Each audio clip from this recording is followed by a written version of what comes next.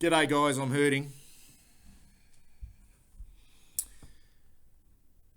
The bitter cold weather here in Melbourne today is certainly symbolic of my mood. I'm pretty numb still. Um, just quickly, thanks to all the subscribers on My Blue Heaven. Your contribution is much appreciated, particularly in the comments. I've taken on board that I need more images in the background. So there you go. There's the first one up there. Try and work out the reference if you can. 11-13-79, 11-9-75, 4-point loss. It wasn't an honourable loss. It wasn't an honourable loss. It was a lost opportunity, and this is why it hurts. This is why it hurts. Um, and I know it's not the end of the world, and we were going to have a loss, and it actually makes you feel really alive. I know this is the hurt. I suppose this is the hurt that I want as a supporter, not that other shit that we had for the last friggin' 8 or 9 years. This is the real hurt. This is the good hurt. When you should have won a game of football because it was a 50-50 contest and it was a fair bit riding on that game, and they got the chocolates. It felt like a final. The crowd, the noise, the way the game was played, momentum shifts. Both teams played good football throughout. Not throughout, but both teams had momentum at certain stages. The Pies probably had more than us. It reminded me a little bit of the West Coast semi-final back in 2011 when we lost by 3 points. We stormed home late and we had the ball in our front half, and Andrew Walker probably should have won a free kick, which he didn't. And I know this wasn't a final, but to go 9-2 would have been just beautiful, and just for maybe 48 hours or so until we hear the news of Jacob Wiedering, it would have just put a band-aid on that for a period of time. I don't know. But Collingwood, full credit to them. I do rate them. I really do. But I did say this would be a 50-50 contest, and we just couldn't get the job done. And I'm not for 1 second saying that the effort wasn't there.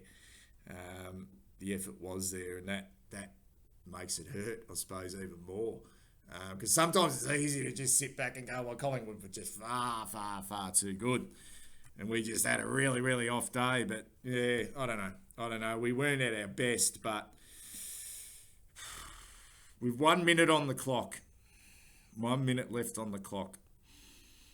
Maybe the pain wouldn't have been as bad if they'd won the clearance out of the middle and iced the game up their end of the ground. It probably wouldn't have been. The pain wouldn't have been as bad. But to have maybe a couple of opportunities, there was, I think, the missed free kick to Jack Nunes, who kicked the ball and seemed to be hit at least half a second. And I'm not blaming the umps.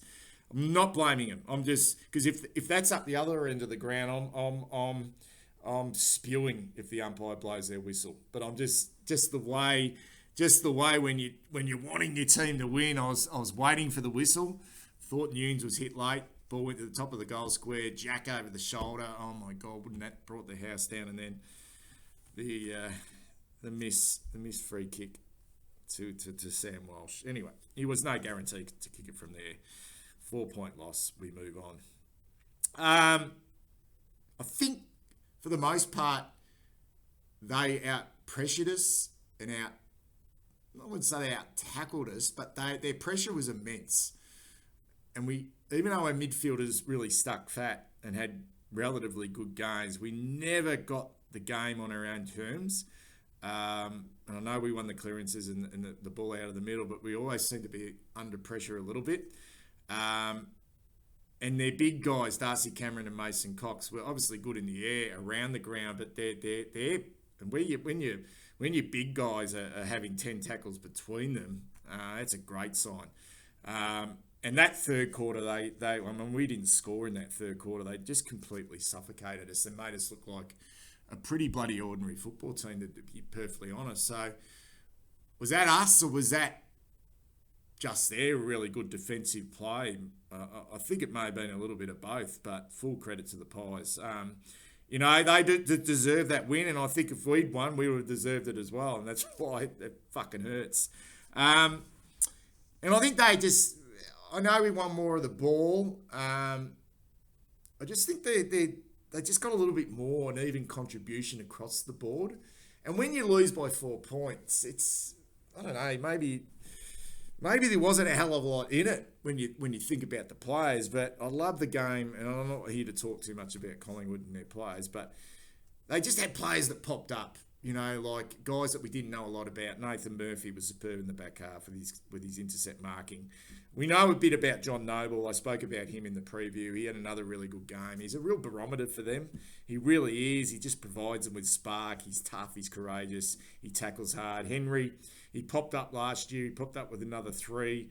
And I reckon Darcy Cameron's getting a lot better. I really do for them. I think he's okay. And Cox had his best game for the season. His best probably game for quite a while for them. And Sidebottom as well.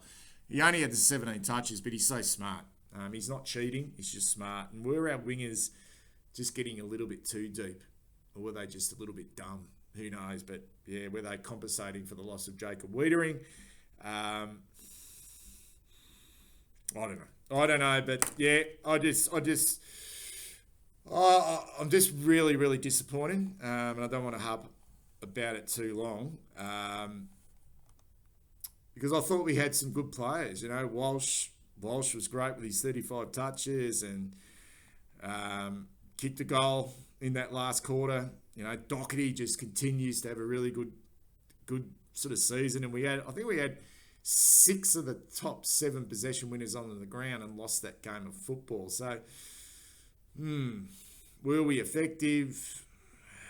Not quite sure. George Hewitt, 31 disposals. Chera, 30 and 668 metres game for Adam Chera. But I thought Adam Saab was probably clearly our best player. He's having some sort of season. He's a real not a smoky for the John Nichols medal, but he's got sort of best and fairest material sort of written all over him at the moment. Adam Saad, he's really on top of his game defensively, and he's become a weapon defensively as much as he is a weapon offensively. That's how good he is. We've spoken about his closing speed and his ability to, close down space and force a one-on-one contest. He did that a number of times yesterday. I thought he was excellent. And I know some players are going to cop it. Poor old young Jack Carroll, but he's 19 fucking years of age. Did they pull the wrong rein, making him sub? Oh, who knows? Who knows? There'd be all sorts of theories around that, of why he started as a sub. And I thought he got his hands on the ball when he first came on, and yeah, he looked a little bit lost at stages on the big stage and got caught a couple of times and turned it over. But he's 19 years of age. He'll learn from that. He'll get more opportunities. I thought Stocker was a little bit down. I think he got into the game a little bit later, but I thought he just looked a little bit down in the back half. Our Smalls didn't really get going, but I really liked them. If we'd have stolen that game, like some said we did, we would have looked at the likes of Durden and Owies and Motlop and thought, well, they're the ones that lifted in that last quarter to get us to chocolate. So when you lose, you're a little bit harder on these players, but it just shows you that we are lacking, another Harry down there. I know Charlie is taking on a really big load at the moment. He kicked 4 goals too, and Moore had a pretty good game on him. But it was a really even contest. But we really didn't have anyone else to really sort of shoulder that load in the front half. I know they tried TDK there for a period of time. I don't know if he's a natural forward though, TDK. And Jack does provide a contest in the front half, but he's not a Harry, is he? And that was always, at some stage, probably going to come undone a little bit if our Smalls couldn't fire, and they didn't. as such, and we didn't get anything really offensively from Jack Silvani on the scoreboard. Our mids really didn't, sort of. I mean, I know Cripps kicked a goal and Cherry kicked the goal, but they weren't damaging. Fisher didn't kick a goal. So from that point, we probably didn't have our best game, but we still managed to get within 4 points of a team who played pretty well in Collingwood. They deserved the victory, but that one fucking hurts. It really does. It could have ramifications, considering our injuries to significant players. It could have some serious ramifications. We'll just have to wait and see. But what we do know, we've got a team of fighters. We really have, and that's probably the most pleasing thing out of this loss. Speak to you soon.